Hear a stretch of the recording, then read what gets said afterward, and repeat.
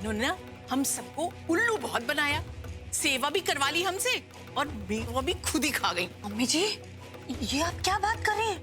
मतलब आंटी जी ने बीमार होने का नाटक किया? मुझे तो ये लगता है। ओह गॉड जी, तो हद ही हो गई। मैंने तो आज तक यही सुना था कि माएं जब बेटियों के घर पे आती है तो वहाँ का पानी भी नहीं पीती है, लेकिन इन्होंने तो पूरा की पूरा कुआं ही डकार लिया। जब माँ बेटी के रिश्ते का ये हाल है तो बाकी रिश्तों का तो गॉड जी जाने। आप कुछ बोल क्यों नहीं रहे? आप चुपचाप खड़े हैं ये लोग, आप इनको चुप क्यों नहीं करवाते? मुझे नहीं पता वो बैग कैसे आया माँ के कमरे में, लेकिन माँ वो चोरी नहीं कर सकती। और उन्हें जब कभी जरूरत पड़ी आपने मदद की, और ये सारे पैसे मेरे वो मुझसे नहीं मांग सकती क्या? वो क्यों करेंगे इस घर में चोरी? आप तो उन्हें माँ मानते हैं ना? आपको लगता है वो चोरी कर सकती है? आप ये सब सुन सकते हैं? ओह नो, ये तो अभी को इमोशनल ब्लैकमेल कर रही है। ऐसे तो मेरी पूरी गेम पलट जाएगी। वाह, क्या लॉजिक दिया है तुम। अभी उन्हें माँ मानता है इसलिए वो चोरी नहीं कर सकती। अरे अभी उन्हें माँ मानता है इसलिए तो उन्होंने चोरी की है। अरे पीजी के ही भरोसे का तो फायदा उठाया है इन्होंने। उन्होंने इनको यहाँ रहने के लिए कहा और इनको लगा कि ये घर इन्हीं का हो गया। मैं एक सजेशन दूं? मैं ये कहना चाह रही हूँ कि पूरे घर को चेक करते हैं। पता नहीं कितना कितना सामान गायब हो गया। और मम्मी जी, हमें ना अपने कमरे में जाकर देखते हैं। पता चला हमारी ज्वेलरी पर भी झाड़ू फिर गई है। हम अपने कमरे को क्यों चेक करें? इन्हीं का कमरा चेक करो, सारा चोरी का सामान ना इन्हीं के यहाँ मिलेगा। अब कोई कुछ नहीं बोलेगा, ऑलराइट? अब मैं किसी से एक शब्द नहीं सुनना चाहता।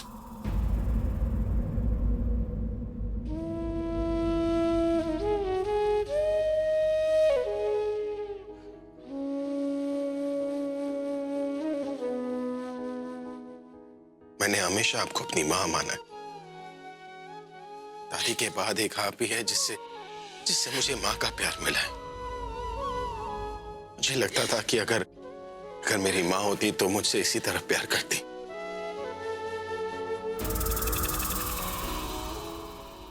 शादी के बाद मैं प्रज्ञा से मिलने नहीं बल्कि आपसे मिलने आया करता था। आपका लाड, आपका प्यार, आपके हाथों का बनाया खाना भुला देता था कि मैं कोई सेलिब्रिटी हूं। मुझ में एक बेटे वाली फीलिंग आती थी और कहते हैं ना कि बेटे का फर्ज होता है कि वो अपनी मां की आंखों में आंसू नहीं देख सकता।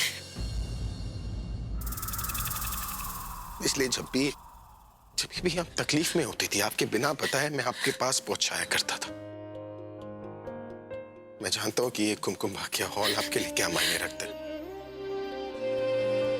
मुझे पता है कि नोटिस मिलने पर आप पर क्या बीती होगी।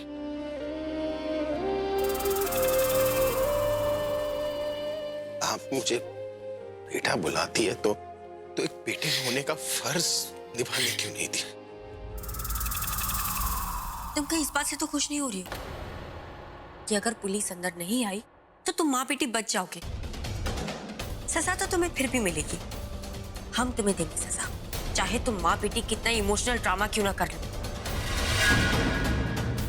और देखो, तुम्हारी माँ ने तो अभी से आंसू बहाना शुरू भी कर दिया। जिन्हों मैं हमेशा से सोचती थी कि तुम्हारे पास इतना शातिर दिमाग कहाँ से आया, पर अब पता चला कि ये क्वालिटी तुम्हें विरासत में मिली है। जैसी माँ वैसी बेटी। तनु, तुम इस बारे में चुप रहो तो अच्छा होगा। और तुम इस बारे में कुछ बोलो तो अच्छा होगा। बोलो सबको कि ये चोरी तुम्हारी माँ ने की। चोरी उन्होंने नहीं की। अगर उन्हें पैसों की जरूरत होती ना, वो मुझसे मांग सकती थी, मैं डायरेक्टली दे देती। और रियली? तो इसका मतलब तुम्हें पता था कि तुम्हारी माँ को लीगल नोटिस आया है, राइट? हाँ। तो फिर तुमने उनकी मदद क्यों नहीं की?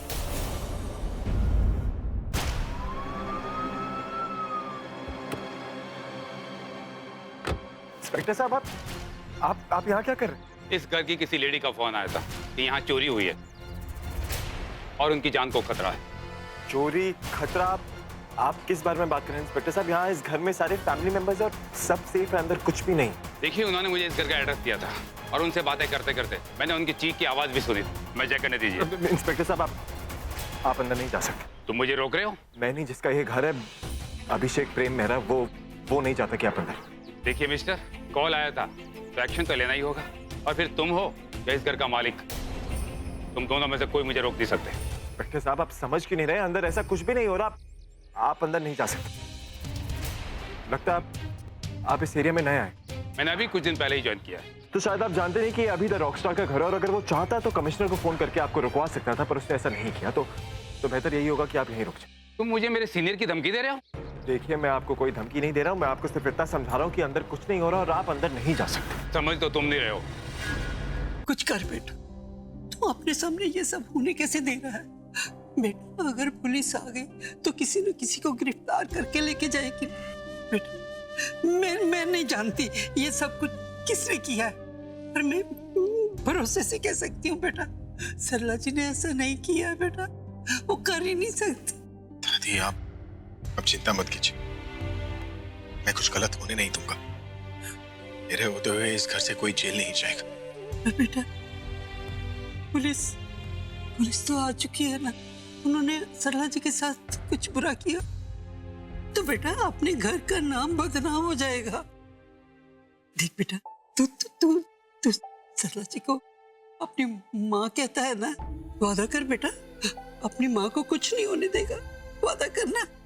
दादी, आप चिंता मत करो, सरला आंटी को कुछ नहीं होगा, बस भरोसा रखो। ये तनु क्या कर रही है? पहले ये मुझ पर इल्जाम लगा रही थी और अब प्रज्ञा पर। ये अचानक इसका सुर क्यों बदल गया? ये जरूर इस तनु की चाल है। ये जानती है कि बाहर पुलिस आई हुई है और इसीलिए जानबूझकर मेरी प्रज्ञा को चोर बोल रही है, उस पर दबाव डाल रही है। और कहीं अगर प्रज्ञा ने दबाव में कुछ ऐसा कर दिया तो, और पुलिस ने सुन लिया तो पुलिस प्रज्ञा को चोर समझ लेगी और उसे अरेस्ट कर लेगी। और अगर प्रज्ञा जेल चली गई तो तनु का रास्ता तो साफ हो जाएगा। प्रज्ञा थी तो उसने तनु और अभी की शादी नहीं होने दी, पर प्रज्ञा के जेल जाने के बाद सबसे पहले कोर्ट में ये साबित करेगी कि डिवोर्स पेपर्स पे प्रज्ञा के ही साइन थे, और फिर डिवोर्स होते ही वो अभी से शादी कर लेगी और उसे रोकने वाला कोई नहीं होगा। इतने महीनों की लड़ाई मेरी बच्ची की एक दिन में हार जाएगी प्रज्ञा, उसकी सारी मेहनत बेकार हो जाएगी, अभी उसे फिर कभी नहीं मिल पाएगा। मैं ये नहीं होने दूंगी।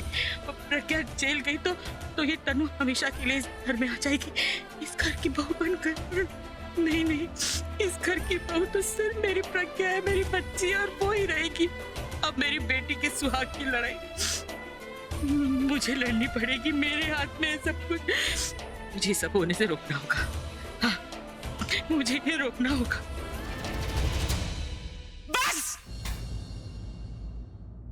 अभी तुम यहाँ पे क्या कर रहे हो?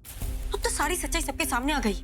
अभी नीचे पुलिस तुम्हारा वेट कर रही है, नीचे जाओ और पुलिस को जाके कहो कि वो अपनी ड्यूटी निभाए। अभी मुझे तो लगता है कि प्रज्ञा पे भी प्रेशर डालना चाहिए, वो भी कन्फेस कर देगी। अभी मुझे लगता है इस चोरी में दोनों माँ बेटी मिली हुई है, और बेटी को बचाने के लिए सारा इल्जाम सरला माँ ने अपने सर पे ले लिया, लेकिन मास्टरमाइंड सिर्फ प्रज्ञा है। मुझे तो लगता है कि हमें सरला आंटी के साथ साथ ना प्रज्ञा को भी अरेस्ट करवा लेना चाहिए। तो मेरी समझ में कुछ नहीं आ रहा है, मुझे समझ में नहीं आ रहा कि मैं पुलिस को कैसे हैंडल करूं। यही तो प्रॉब्लम है हमारी, कि हम दोनों बहुत इमोशनल हैं। हमारे साथ कोई कितना भी बुरा क्यों ना कर ले, लेकिन हम किसी के साथ बुरा कर ही नहीं पाते। अभी मुझे भी अच्छा नहीं लग रहा कि पुलिस आंटी को अरेस्ट करके लेके जाए,